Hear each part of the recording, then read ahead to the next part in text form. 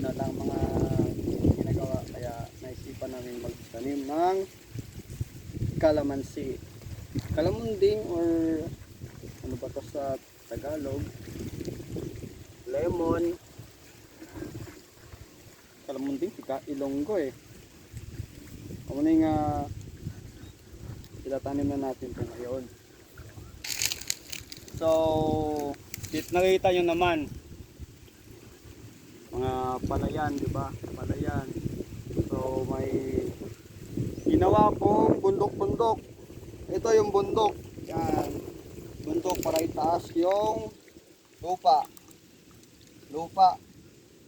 Para hindi mano ng tubig, yung ugat.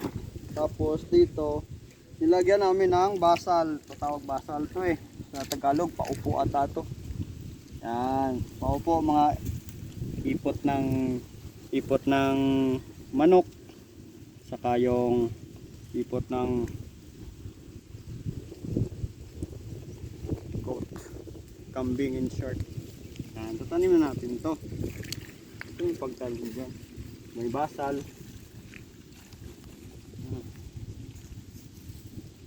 Ano ba ka? Ito is may coted to eh. Ano, kalamansi. Tatanim natin to. Sayang kasi yung area pag hindi natin magamit yung mga kahon-kahon dito. May niyog lang. So ito, lagyan natin ng ng kalamansi. Subok lang kasi ano lang naman to eh. Aliw-aliw lang habang nagantay ng sampa. So dito natin inaalay sa sarili natin. Most preferably magtanim kayo hapon kasi para siyempre di na mainit, di na masyadong mainit, ma-ready yung gamot. Kaya na natin sa ito. Nagyan ulit natin ng pataba yung mga ipot.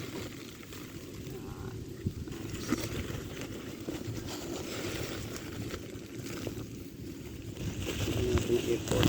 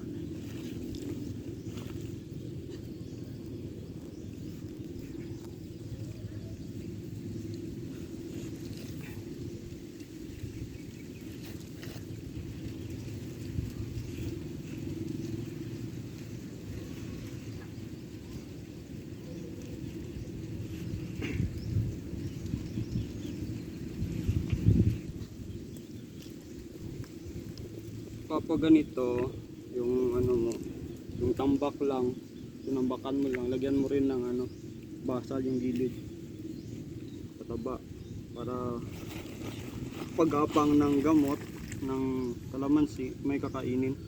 So di mo alam to eh, kasi ng palay to, di mo alam kung may sustansya ba or wala.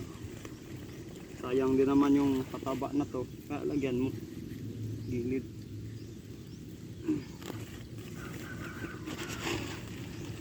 Kawawa din pag walang safety yung gapugat dito. Yan.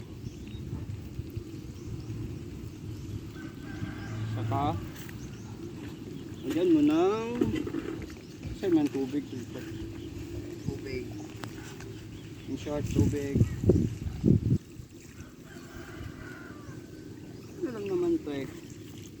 Yan. Tubig lang.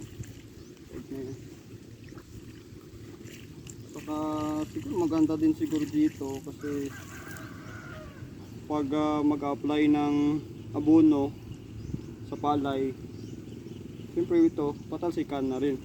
At least nakaka-benefits din yung lemon sa pag mag-abono ng palay para isahan na lang. Saka yung niyog na to, ito maabunuhan din to, kaya sa future income wise, yan. Pwede na yan. Mapagkakakitaan na din yan. Sayang din yung area kasi bali 31 yung pagbili namin 30 sana, edi may bonus na isa si sir buyer, si sir na yung pinagbilihan namin, kaya 31 lahat to. Pag magiging okay itong ano, baka susunod rin siguro tong kalamansi kasi mura yung presyo ng ano palay, so susubukan yung kalamansi kung magkiklik. Kaya yan lang, thank you.